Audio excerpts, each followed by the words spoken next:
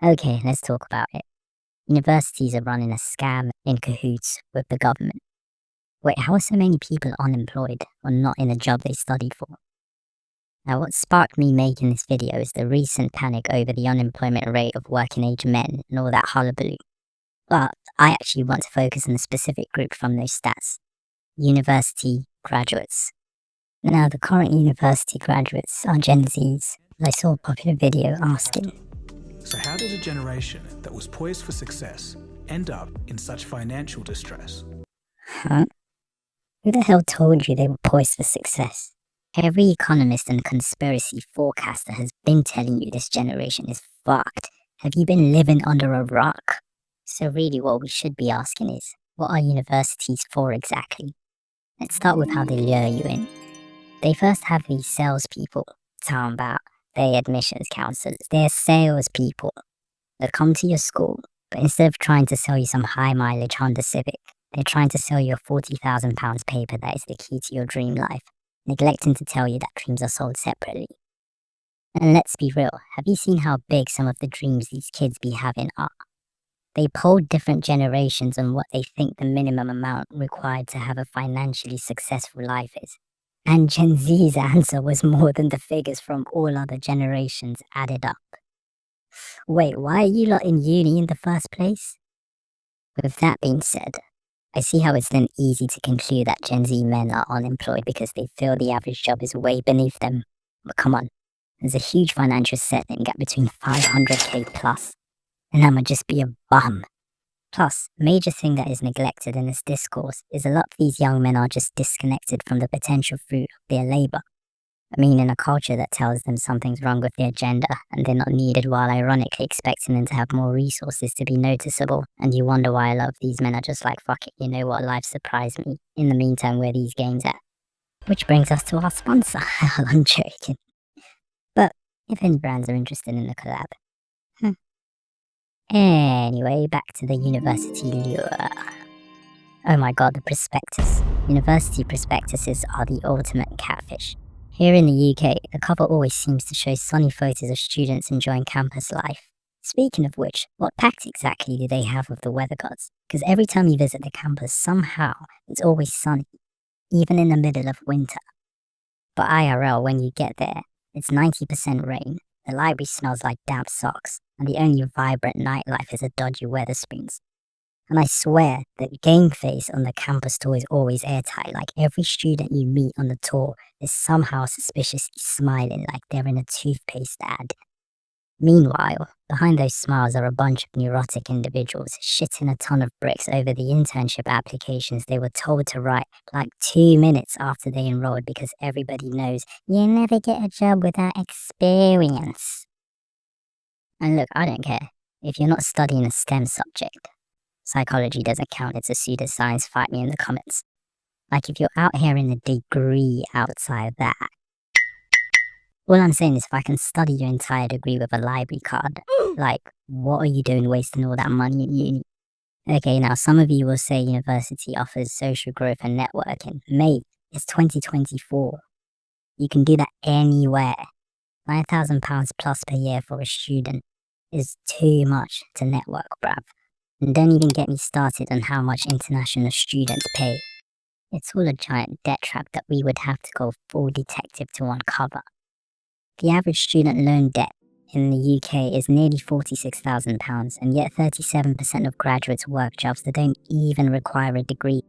For the US, the average student debt is around $37,000, with 45% of them not even working in roles they studied for. And here in the UK, the government funds student loans through the Student Loans Company, SLC. For students in England, tuition fees are capped at £9,250 per year. Yet the government ties these loans to interest rates significantly above inflation. That's because your loan is set at a specific rate at the time you borrowed it. And then you have the compounding annual inflation rate on top of that. And right now, current interest rates go all the way up to 7.3%, depending on your income. You see how crazy your repayments can get? Some of you will barely be repaying off the interest, let alone the principal.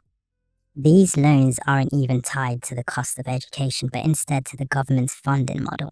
ensuring universities can keep getting funded as they wish without the government having to pay direct subsidies to them. And they have enough left over to offset the cost of the loans regardless of if the students pay them off or not. So ultimately, the taxpayers are the ones taking all the risk if you think about it. In addition, since students rarely pay up front, there's little pressure to keep costs low. Instead, the UK government has raised tuition fees substantially since the £9,000 per year cap that was introduced in 2012. Much of the revenue goes towards administrative expansion, marketing, and non-academic amenities like luxury accommodations. Another thing to consider: while most student loans are government-backed, private financial institutions play a significant role in repackaging and managing debt. Universities also partner with private lenders for postgraduate and international student loans, offering less protection than SLC-backed loans. In 2023, the total student loan debt in the UK reached £206 billion, a figure expected to grow rapidly in the coming decades. Students repay loans at 9% of income above £27,295 annually for Plan 2 loans. Repayment terms stretch up to 40 years, ensuring most graduates will never fully pay off their loans before the remaining debt is written off. Crazy, right? But even crazier, estimated repayment stats show that only 23% of students will fully repay their loans, making the system more like an elaborate graduate tax. And so you end up in this cycle of debt, where students borrow, universities raise fees, government and banks profit, students face decades of payments, only to end up with all these graduates in jobs that do not need a degree. Talk about terrible ROI. This one kid right here is literally flying to his classes.